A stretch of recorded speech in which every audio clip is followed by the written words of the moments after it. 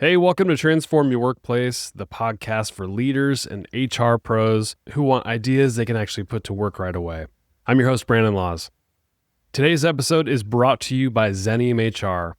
Most small and mid-sized companies do fine with HR until the hard stuff shows up. A pay structure that no longer holds together, a manager conflict that has been simmering for months, a complaint that needs a real investigation handled correctly the first time. That is what Xenium's custom HR support is built for. Compensation assessment and design, employee relations, investigation management. You get an experienced HR team that has been through these situations before and knows what actually works. If you're carrying that alone right now, go to xeniumhr.com and start a conversation. My guest today is Susan Drumm, a CEO advisor and executive coach, and the USA Today bestselling author of The Leader's Playlist. Her background runs from Harvard Law to the Boston Consulting Group to a master's in acting in London, and all of it shows up in how she works with leaders.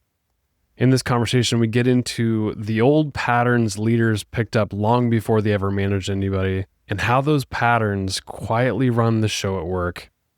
Susan walks through her 4 steps for catching one in the moment and shifting it, why she uses the Enneagram over other assessments, and what's really behind a leader who can't delegate. By the end of the episode, if you got something out of this one, make sure to follow the show wherever you listen and leave a rating and review. It helps more people find these conversations, and it helps me bring guests to you that are relevant to your work. All right, here's my conversation with Susan Drumm. Enjoy.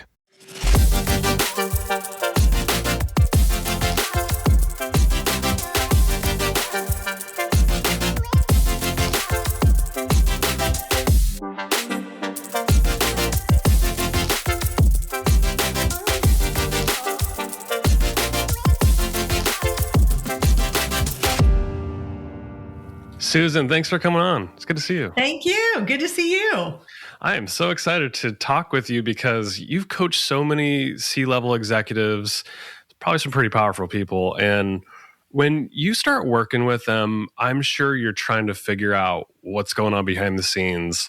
So how do you start working with them and try to figure out what patterns they may have that's lurking below the surface that you're trying to bring to light? Yeah, well, a couple of different ways. It depends on, am I using an assessment to start to see the patterns, which we have some very powerful ones?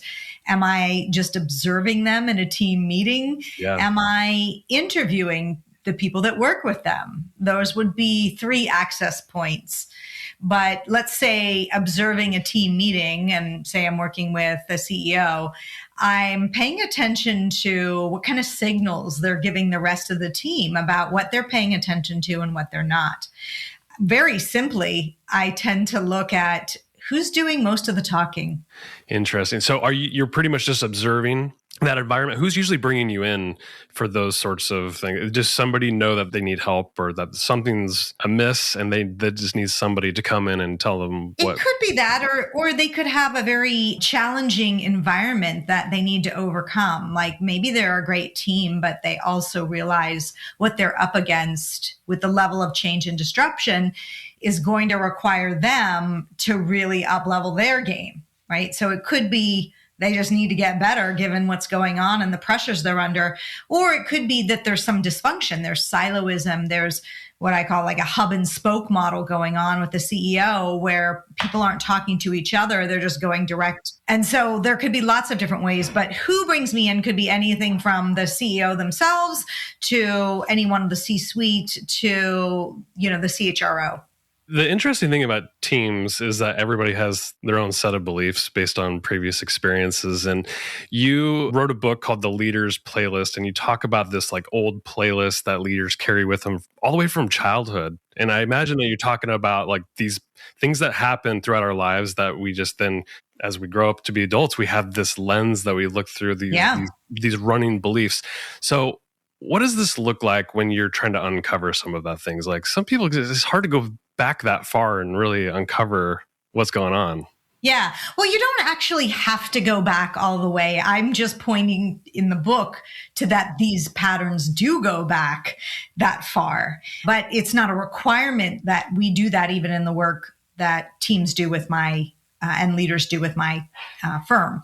So part of it is noticing where's a place where you're feeling ineffective, or maybe you're even getting triggered by something, and really connecting to like what emotion is coming up for you in that moment. And what are you saying about the circumstance? And then ultimately, what are you saying about you in that type of circumstance? And I can guarantee that there is a pattern there. And that's essentially what I do, is pattern recognition and pattern disruption.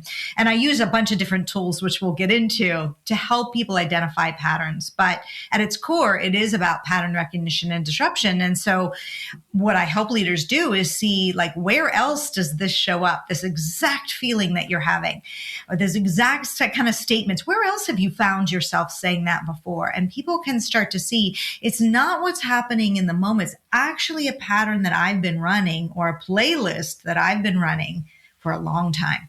When you're working with people and doing that work, is it hard work for them? Are they uncomfortable? I think change can be very uncomfortable. So I try to make it fun, because I'm a fun person and I believe in approaching this stuff with playfulness. So I think that energy invites a level of safety for people to look at what would otherwise be a difficult topic. And I think, when we can laugh at ourselves and be like, oh yeah, it just like, that's where the lightness comes in, and you realize it's okay.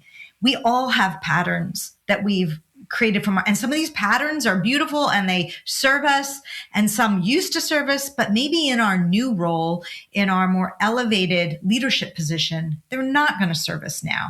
So that's okay. Yeah. So let's just not have such attachment and be playful around it. And let's see what we can switch, because when you bring playfulness in, then creativity opens up and there's less self-judgment. That's the piece that I want to try to eliminate. Do you have a specific example, and you don't have to name names, but if there's a leader that you worked with that had this old playlist showing up in their day-to-day work and how they run their team, but they had no idea that this was running in the background, and you uncover that, like, do you have an example of that? Yeah. Oh my, so many examples, but I'll talk about one. We use the name Brandon, and he really wanted his team to have lots of feedback. But more specifically, when you look closer, lots of positive feedback, positive reinforcement. And while that was helpful, he didn't realize he was also not being direct enough. He was sugarcoating the feedback, and he also wasn't asking for what he needed from the most senior leader that he was supporting. And so he ended up being in it, like, not very effective, right? Deadlines were missed, things were falling. They weren't coordinating well with other departments because he was really unwilling to have that tougher conversation, that direct conversation. And so when we started to look at, I did this exercise called a truth serum. Like, if I gave you a truth serum and you could say anything without repercussions, what would you say? Right. And what was fascinating is when I gave him permission to talk freely like that, what he said was actually very enlightening, very on point, and not nearly as harsh as he thought it was, right? In his mind, it's, I can't say that's so harsh, right? It's actually not. And so when he started to look like, what keeps you from saying that? What is it? And we looked back, and where else has this shown up in your life? Like, let's go further back. And we identified a few instances. And for him, he was able to trace it back to, he was a middle child and felt like he was nobody's favorite. Like, mom loved the firstborn, dad loved the youngest. He was the middle child that, like, nobody really paid attention to. And so he developed a pattern or habit of pleasing and did not want to speak the truth or speak truth to power. Yeah. Once he had awareness around this and probably practiced this new version of him, was it easy for him to implement it and practice with his teams and in day-to-day work? I think at first there was definitely some trepidation, as you can imagine. But the more confident he built that he could do it in a way that maintained the relationship. And I'm not talking about the critical outburst, right? I think, sometimes we think we have to stay in pretense to preserve the relationship. And my biggest point is you're not preserving the relationship. You're being inauthentic, and subconsciously humans can tell you're actually destroying trust. And so when you stay in pretense, you are destroying trust. But also it's not to be like, I'm just going to be the prophet of truth and let you have it. Like that doesn't work either.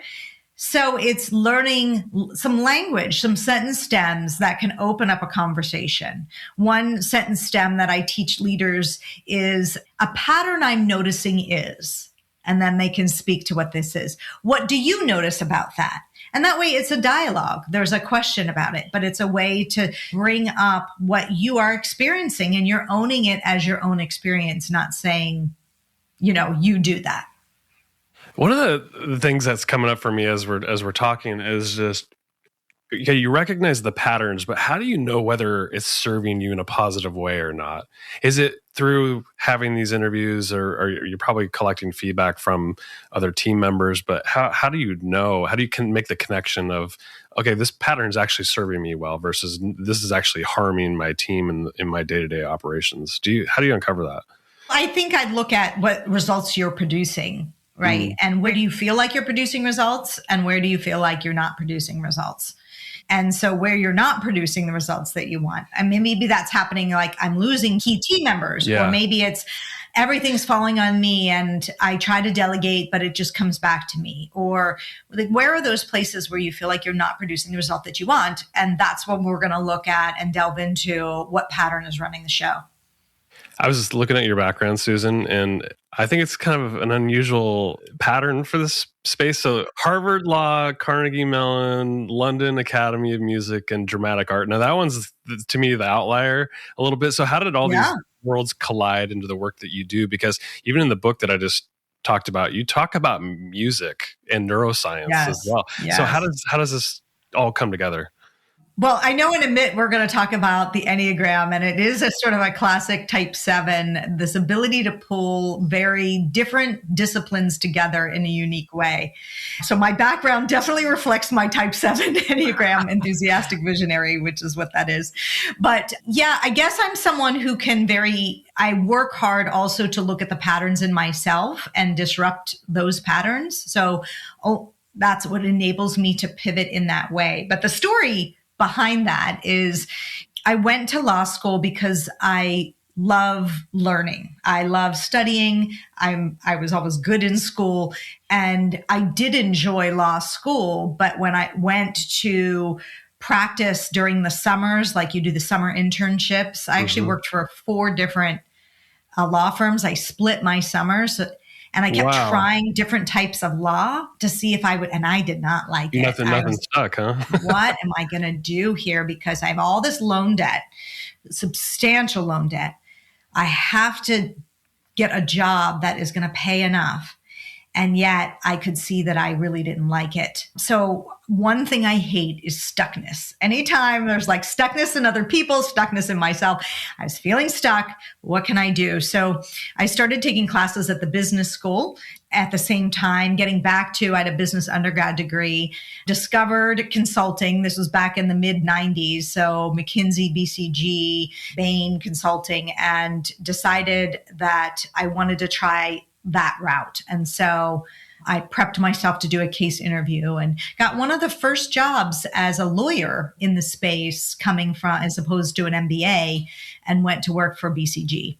And so I pivoted there and then did that for a while, loved some of it, but didn't love some of the topics or the industries I was in. I remember doing a project on hydroelectric turbines and the, strategic market of that. And I was like, I just didn't, there was no passion around that for me.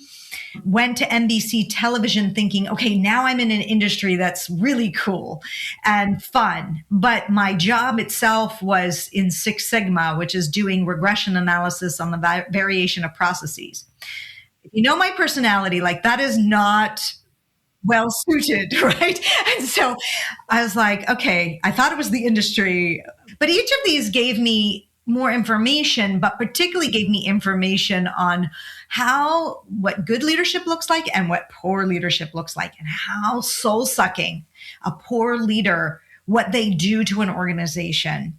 And also realizing you can have the best strategy in the world, but if the culture doesn't support it, you're dead in the water.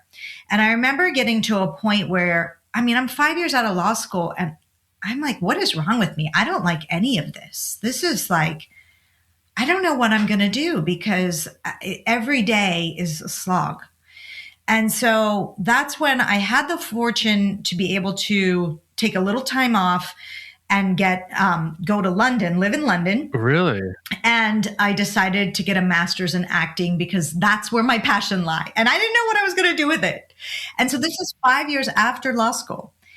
And thank God I did. Everybody thought I was crazy. I thought maybe I was a little crazy.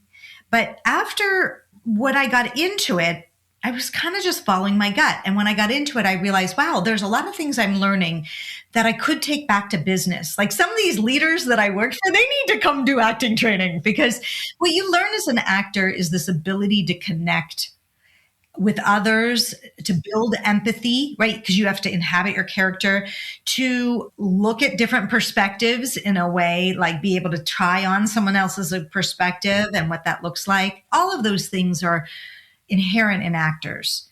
When I heard like improv too helps people build the empathy muscle because they're building this kind of like the yes and. It's like you're trying to build on what somebody else is saying too. So I imagine like you can have a lot of skills that translate to the business world just from that. Yes, exactly. And then the other thing actors do really well is hopefully they start to work on this inner critic, that voice inside your head. And that was the first time I was introduced to that concept. And I thought, wow, there's something here for a lot of leaders. And that's when I decided that what eventually I would do is get back into consulting, but focus on leadership development. And I went to work for a boutique leadership development firm for a number of years, and then went out on my own, started my own firm 20 years ago. Well, congratulations. I'm sure it's pretty freeing to be off on your own doing the work that you actually love. I am curious because you talked about acting. Do you do any acting these days? Or is it No. I think the closest I get is my speaking on stage, right? Leading workshops, that kind of thing. Tell me about the music part of this. So you talk in your book about what music can do to rewire our brain. So what does the neuroscience actually say about how music can play a role in rewiring our leadership behavior? Yes, yeah. Music is incredibly powerful at pattern disruption and creating new patterns that will work for you. And so I want to talk to you about why that is. Music lights up all four regions of the brain. It allows the connectivity between these different regions to happen. So literally a new neural pathway can form more quickly if you're pairing it with music. Music is essentially vibrational, and our emotions also have, believe it or not, vibrations. They can measure this when you're angry versus when you're happy. Think about this. Your dog knows exactly how you're feeling, and you don't even have to say a word. How do they do that? Because your emotions actually have vibration, and so does music. So music can help interrupt when you're stuck in a pattern that is not working for you. Let's say a depleting emotion, a negative emotional loop, and be able to transform that. But also, if you want to form new habits, music is going to accelerate that. So anything you do with music, you'll be able to accelerate the new habit creation. And that's what I basically write about in my book, is a way to use music to uncover patterns that are holding you back and how to create new patterns and accelerate that with the use of music. What kind of music can we listen to that would help us rewire it? Can it be anything? I mean, when I'm not on meetings, I'm blasting music, but I don't know if it's the right kind that's going to help me make new connections the way you're describing. It's a great question because it's very individual. You need to start paying attention to what do you notice about how the music is impacting you. So it's not any one type of music. Okay. It's you getting clear. And I'll give you an example. I had a friend who, had been single for a long time. Her husband had passed away, single for a long, long time. And was frustrated by this, right? Wanted to find a new relationship. And we were on a kind of a group retreat and we were sharing a room together, and she would, on the playlist were the saddest love songs, so sad. No. And I kind of noticed this, and I said to her, I know what you're intending to create in the world. I don't know if you notice that your background music is the opposite of that. And she's like, oh my God, you're right. I never saw that before. And so she decided to start playing music that showed love is hopeful. Love is wonderful. There's amazing opportunities, people in love, right? So that she herself could be in that state. Yeah. And then she did attract a wonderful, wonderful man in her life. That's fascinating. Yeah, I've often heard from people music can rewire the brain, but I just didn't know the science behind it. So thanks for sharing that. Mm-hmm. You, I think it was on your website or reading something, but you talked about, when we talk about leadership transformation and working on our underlying system that we have, you mentioned a 4-step framework for making that shift. What are some of the steps, if you don't mind sharing those at a high level? Oh, yeah. Yeah. Well, I think the first step is I call it powerfully pause. And pause, think about a time, I would say go back to when you're triggered. That's usually the easiest place. Something's gone wrong and it's created an unhappy situation for yourself, a depleting emotion.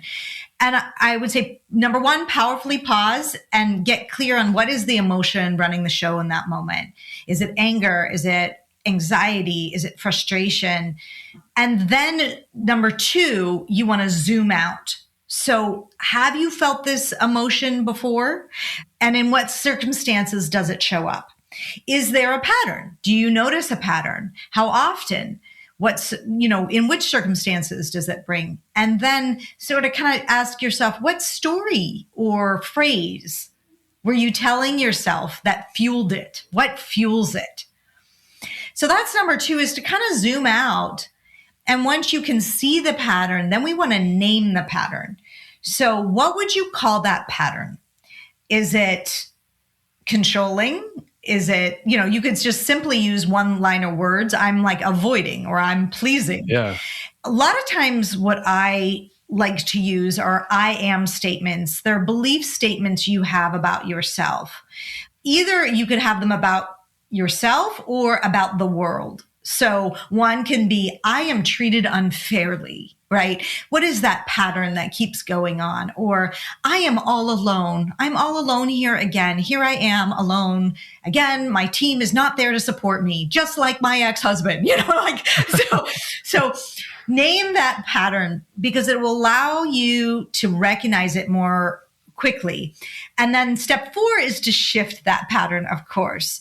And I ask leaders that when you connect to your best leadership self, what is your true intention in the moment?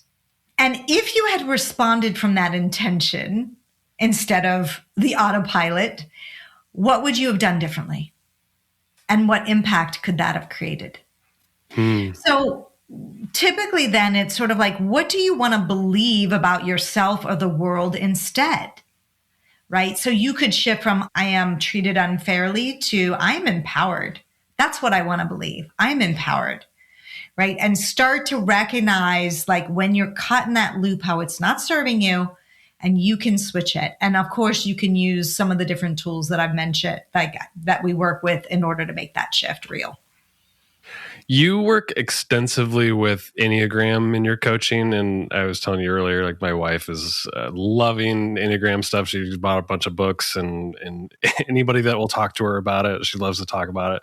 Yeah. So I'm going to nerd out with you a little bit. So if people haven't really heard of Enneagram, why do you use it in your personality assessments? And how does it connect to the work that you're doing with helping people shift their patterns? Yeah. The Enneagram is a pattern recognition tool. It helps people see the patterns behind where their focus of attention tends to go and what they miss. As human beings, we think we can see 360 degrees like a chameleon, but we can't. We have a central vision and we have a peripheral vision. And where we point our focus of attention, that's what we see. And we actually develop a superpower to be able to see something really well. But there's something behind our head we can't see. That's our blind spot. And the Enneagram is a powerful tool because it very clearly articulates where your pattern is, your focus of attention tends to go, and where you could be really beneficial in a team, and what you're not seeing. But even more, and the reason why I found it far more powerful than it, let's say, any of the other types of assessments that it gets lumped in with, like DISC or MBTI, is that it's a systems model of development where you can see the interrelationships between the 9 types. There are 9 leadership style types. And if I'm arguing it's red, it's red, it's red, the Enneagram shows you a map that someone else is saying it's yellow, it's yellow, it's yellow, right? And you can start to see why they see it differently, but how that's actually to your benefit. And so it builds empathy in a way that I've never seen another tool be able to do. But what often happens is we do these types of assessments and it's like, oh, great. And then it sort of like becomes, some piece of paper that you throw away. Yeah. What we did is built out a vast amount of content around the so what. The so what? What does it mean? Well, so what? The Enneagram is going to show you exactly what your path of development is and your growth and who on the team can best support you in that growth. Number one. So it's going to create that connectivity and collaboration. Number two, we've applied it to all sorts of leadership competencies that a leader would need to focus on. We can show you how to develop better delegation skills based on Enneagram type. We can show you how to give feedback based on Enneagram type, both what you need to work on based on your type, and if you happen to know the other type, what their stuff is, how to be a better influencer by type, how to coach and inspire others based on type. So we've developed like all the main leadership competencies. We've developed the application of it so that people can really take it to the next level and grow their leadership by using this tool. Because that's ultimately what we're there to do. We're not there just to like, okay, I'm this. Like, okay, so what? I know. I think it's where a lot of these assessments fall flat. It's like, yeah, cool. You just defined me and put me in this bucket, and you made me aware of my patterns that I knew were kind of running behind the scenes. But what do I do with it? And then also like, okay, now I know my colleague is, Enneagram 2. How do I work with them more effectively, or how do I get the most out of them? So I like that you're doing that work. Can you share more about like if people were actually interested in doing some of that work, what kind of steps should they take? Yeah. If you haven't done an assessment, you can go to Enneagram Applied, right? Again, we're going to get us, and it will have both the assessment, but now I'll give you the so what. And the so what is your path of growth. It will help you create a development plan for yourself. How will I work on that? How will I move forward with it? And it's important to have one thing about the Enneagram. No one owns the Enneagram. So I love that about that. It's an open source model, but it also means there's a lot of junk assessments out there. And I mean junk. If you're taking one of the cheapy or ones online, forget it. Like you're actually getting, and I've seen it do more harm than good because it mistypes people. And then you don't have the map for your development. You're like on somebody else's development journey, So like, please stay away from those. I mean, I can't tell you. Yeah. They're just there to like make a quick buck. That's my feeling.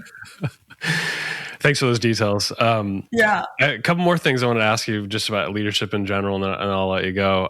A lot of leaders I talk to and people that come on this podcast, we talk about burnout a lot. And a lot of burnout for leaders, I think, comes from just lack of being able to delegate. And I'm curious if that issue is coming from a skills gap that they might have to be able to delegate to their team or get more out of people, or if it's something else inside running deeper. What's your experience? It's both. It's both? Yeah, okay. It's both. It's both. I did a research study where I interviewed the top delegators, the people that were the best at delegating, so says everyone else. And then I interviewed kind of the not so good delegators as others had suggested that they wouldn't be. And I looked at what are the belief set differences between, and articulated, there were, six or seven beliefs, mindsets of the best delegators. And the beliefs of the poor delegators were vastly different.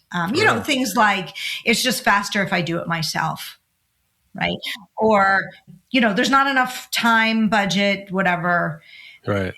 And how the best delegators did that. And out of that, I help people see what's that belief or pattern getting in their way about delegation. It's probably tied to your Enneagram type. I'm going to tell you that. But also skill-wise, people don't have a specific process for effective delegation. And that's also what we teach is we've got basically something called the hours model, which it's an acronym that stands for the 4 steps in any time you delegate that you need to go through to be an effective delegator. So it's both a skill thing as well as a mindset thing. When you're working with leaders, do they ever use the word that they're burned out or feeling like they're just overwhelmed? Oh, yeah. What are the reasons that they're giving you? I mean, I think, it's true that the external environment is changing faster than we're used to. And human beings are creatures of habit and pattern. And so we rely on these. And so when we realize we're trying to run the same old pattern in an environment that has changed, that's where burnout occurs. Yeah. I was reading, I think it was yesterday, that the CEO of Coca-Cola was stepping down because he pointed to AI, like just not ready. I think, hopefully I'm not butchering that, but was stepping down so somebody else who had the energy around the next wave, the next frontier of what AI is going to do, can lead the company effectively. I have a feeling that's going to happen more and more. It's overwhelming. I think some people are just like, what do I do with this? And especially if you're in the driver's seat as a CEO, I imagine that you're going to probably hear that more and more, Susan. Just kind of curious, like where you think like AI is playing a role in our leadership. There's so much opportunity and there's also so much fear. Mm-hmm. That's what I see. I'm actually having a ball with AI right now. I'm loving it on 2 fronts. One, we created a virtual avatar of me and loaded up 20 years of content so that if I deliver a workshop or, a speaking engagement, people can then work with the content on their own and they can practice. They can practice how to delegate. Like that has been so fun to create that and allow people to work with the content in a new way. And then, but also using AI just to make my processes and systems better in my own company. I think what's happening is it's changing so fast that leaders feel like they have to stay on top of it. Yeah. What happens is they don't even want to go there and don't even want to touch it. And I say just get in the water, start playing. Totally. There's no wrong or right way to go here. Start playing around for yourself and you'll discover things that you can do. And then you bring your team along with that. But if you just tell your team, hey, you guys need to start using AI, and you as a CEO or leader aren't using it yourself, not going to be very effective. Totally.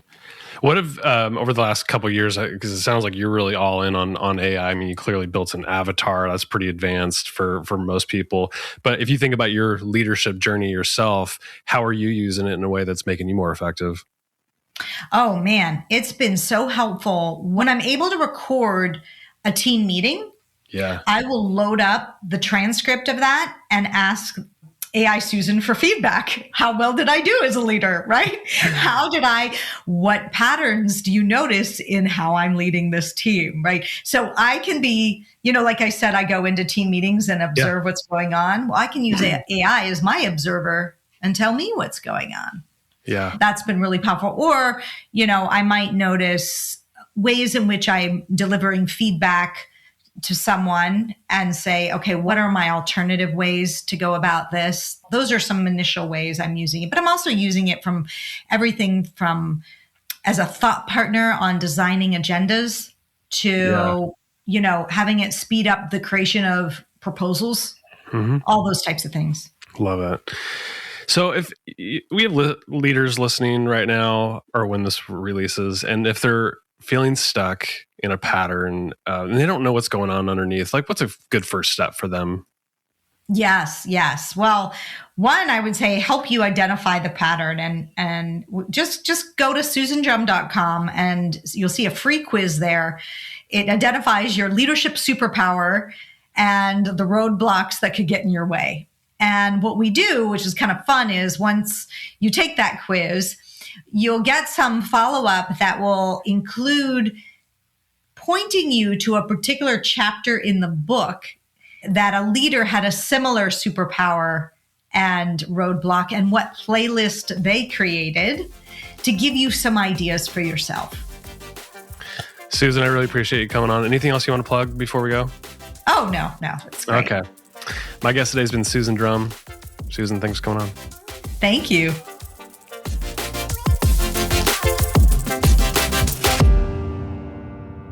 Hey, thanks so much for tuning in for today's episode of Transform Your Workplace. The content on this show is strictly for general information and educational purposes only, so that you can go transform your workplace in a positive way. The views, thoughts, and opinions expressed on the show are the guest's own and don't represent the views, thoughts, and opinions of either Xenium HR, the sponsor of the show, or me, the host, Brandon Laws. Additionally, Xenium HR or myself, Brandon Laws, doesn't endorse any guest, their business, or any organization they represent, so discretion is advised. We encourage you to work with a trusted advisor to find a custom approach that fits your organization's needs. Thanks for tuning in to today's episode.